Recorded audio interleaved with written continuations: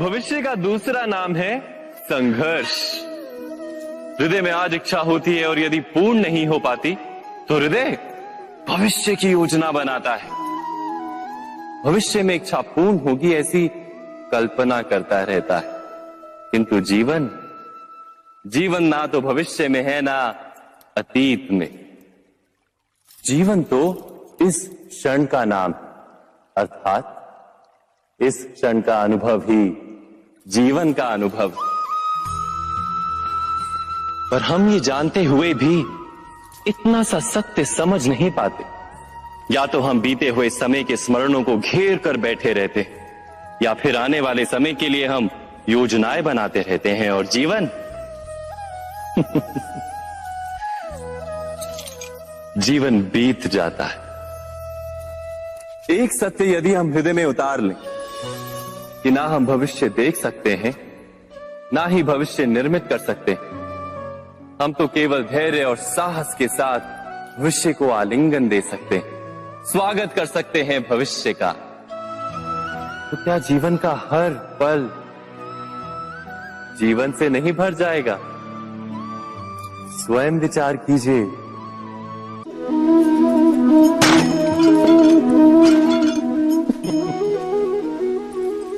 कभी कभी कोई घटना मनुष्य के जीवन की सारी योजनाओं को तोड़ देती और मनुष्य उस आघात को अपने जीवन का केंद्र मान लेता। पर क्या भविष्य मनुष्य की योजनाओं के आधार पर निर्मित होते हैं? नहीं। जिस प्रकार किसी ऊंचे पर्वत पर सर्वप्रथम चढ़ने वाला उस पर्वत की तलाई में बैठकर जो योजना बनाता है, क्या वही योजना उसे उस पर्वत की चोटी तक पहुंचाती है? नहीं। वास्तव में वो जैसे जैसे ऊपर चढ़ता है वैसे वैसे उसे नई नई चुनौतियां, नई नई विडंबनाएं, नए नए अवरोध मिलते हैं। प्रत्येक पद पर वो अपने अगले पद का निर्णय करता है। प्रत्येक पद पर उसे अपनी योजनाओं को बदलना पड़ता है। कहीं पुरानी योजना उसे खाई में ना ढकेल दे। वो पर्वत को अपने योग्य नहीं बना पाता, केवल स्वयं को पर्वत के योग्य बना सकता है। क्या जीवन के साथ भी ऐसा ही नहीं? जब मनुष्य जीवन में किसी एक चुनौती को, एक अवरोध को अपने जीवन का केंद्र मान लेता है, अपने जीवन की गति को ही रोक देता है, तो वो अपने जीवन में सफल नहीं बन पाता और ना ही सुख और शांति प्राप्त कर पाता। अर्थात जीवन को अपने योग्य बनाने के बदले स्वयं अपने को जीवन के योग्य बनाना ही सफलता और सुख का एकमात्र मार्ग नहीं। स्वयं विचार कीजिए।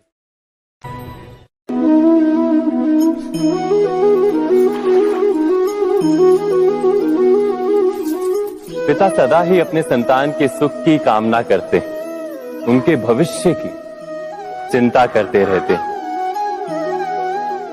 इसी कारणवश सदा ही अपने संतानों के भविष्य का मार्ग स्वयं निश्चित करने का प्रयत्न करते रहते। जिस मार्ग पर पिता स्वयं चला है, जिस मार्ग के कंकर पत्थर को स्वयं देखा है, मार्ग की छाया, मार्ग की धूप को स्वयं जाना है, उसी मार्ग पर उसका पुत्र भी चले, यही इच्छा रहती है हर पिता की। निस्संदेह उत्तम भावना है ये, किंतु 3 प्रश्नों के ऊपर विचार करना हम भूल ही जाते हैं।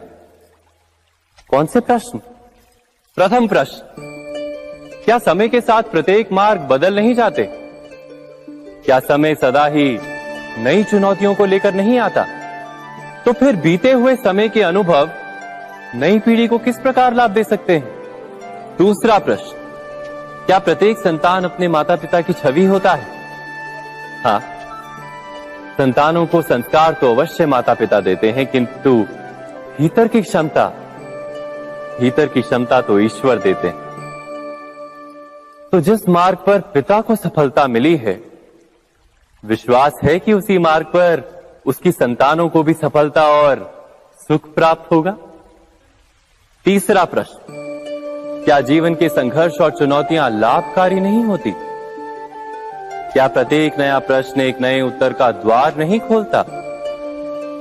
तो फिर संतानों को नए नए प्रश्नों, संघर्षों और चुनौतियों से दूर रखना, ये उनके लिए लाभ करना कहलाएगा या हानि पहुंचाना?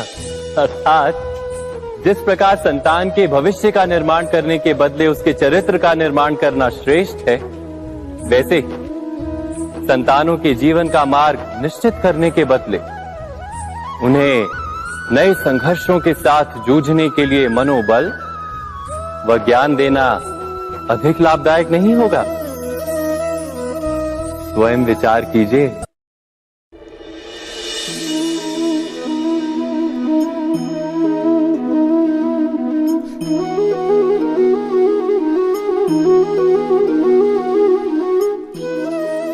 जीवन का हर क्षण निर्णय का क्षण होता है। प्रत्येक पद पर दूसरे पद के विषय में कोई निर्णय करना ही पड़ता है और निर्णय अपना प्रभाव छोड़ जाता है। आज किए गए निर्णय भविष्य में सुख अथवा दुख निर्मित करते हैं, ना केवल अपने लिए, अपने परिवार के लिए भी, आने वाली पीढ़ियों के लिए भी। जब कोई दुविधा सामने आती है तो मन व्याकुल हो जाता है, अनिश्चय से भर जाता है। निर्णय का वो क्षण युद्ध बन जाता है और मन बन जाता है युद्ध भूमि। अधिकतर निर्णय हम दुविधा का उपाय करने के लिए नहीं, केवल मन को शांत करने के लिए लेते हैं। पर क्या कोई दौड़ते हुए भोजन कर सकता है? नहीं। तो क्या युद्ध से जूझता हुआ मन कोई योग्य निर्णय ले पाएगा? वास्तव में शांत मन से जब कोई निर्णय करता है तो अपने लिए सुखद भविष्य बनाता है। किंतु अपने मन को शांत करने के लिए जब कोई निर्णय करता है तो वो व्यक्ति भविष्य में अपने लिए कांटों भरा वृक्ष लगाता है। स्वयं विचार कीजिएगा।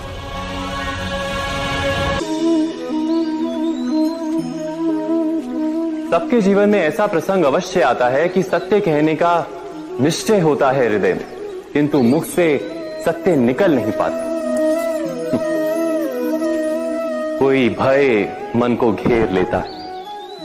किसी घटना अथवा प्रसंग के बारे में बात करना या फिर स्वयं से कोई भूल हो जाए उसके बारे में कुछ बोलना, क्या ये सत्य है? नहीं, ये तो केवल तथ्य है। अर्थात जैसा हुआ था वैसा केवल बोल देना सामान्य सी बात। किंतु कभी कभी उस तथ्य को बोलते हुए भी भय लगता है। कदाचित किसी दूसरे की भावनाओं का विचार आता है मन, दूसरे को दुख होगा ये भय भी शब्दों को रोकता है। तो ये सत्य क्या है? क्या हमने कभी विचार किया है? जब भय रहते हुए भी कोई तथ्य बोलता है तो वो सत्य कहलाता है। वास्तव में सत्य कुछ और नहीं, केवल निर्भयता का दूसरा नाम है।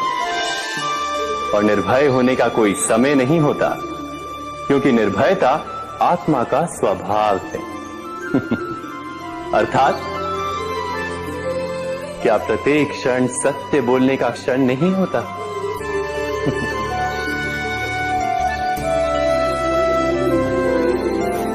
स्वयं विचार कीजिए।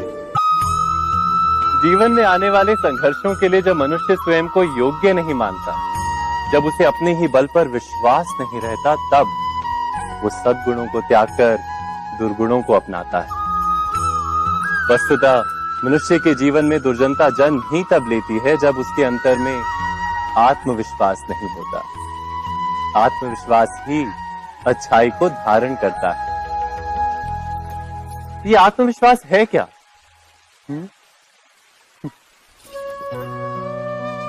जब मनुष्य ये मानता है कि जीवन का संघर्ष उसे दुर्बल बनाता है, तो उसे अपने ऊपर विश्वास नहीं रहता।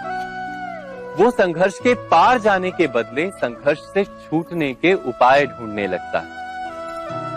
किंतु जब वो ये समझता है कि ये संघर्ष उसे अधिक शक्तिशाली बनाते हैं, ठीक जैसे व्यायाम करने से देह की शक्ति बढ़ती, तो प्रत्येक संघर्ष के साथ उसका उत्साह बढ़ता है। अर्थात आत्मविश्वास और कुछ भी नहीं, मन की स्थिति, जीवन को देखने का दृष्टिकोण मात्र है। और जीवन का दृष्टिकोण तो मनुष्य के अपने वश में होता है। स्वयं विचार कीजिए।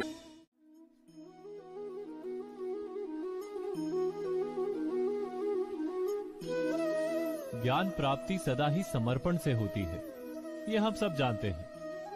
किंतु समर्पण का वास्तविक महत्व क्या है? क्या हमने कभी विचार किया? मनुष्य का मन सदा ही ज्ञान प्राप्ति में विभिन्न बाधाओं को उत्पन्न करता है।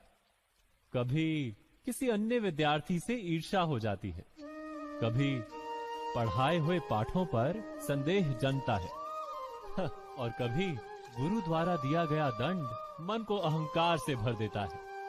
नहीं, क्या ऐसा नहीं होता? न जाने कैसे कैसे विचार मन को भटकाते हैं और मन की इसी अयोग्य स्थिति के कारण हम ज्ञान प्राप्त नहीं कर पाते। मन की योग्य स्थिति केवल समर्पण से निर्मित होती है। समर्पण मनुष्य के अहंकार का नाश करता है। ईर्ष्या, महत्वाकांक्षा आदि भावनाओं को दूर कर हृदय को शांत करता है और मन को एकाग्र करता है। वास्तव में ईश्वर की सृष्टि में ना ज्ञान की मर्यादा है, ना ज्ञानियों की। गुरु दत्तात्रेय ने तो गाय और श्वान से भी ज्ञान प्राप्त कर लिया था। अर्थात विषय ब्रह्म ज्ञान का हो या जीवन के ज्ञान का या गुरुकुल में प्राप्त होने वाले ज्ञान का, उसकी प्राप्ति के लिए गुरु से अधिक महत्व है उस गुरु के प्रति हमारा समर्पण। क्या ये सत्य नहीं? स्वयं विचार कीजिए।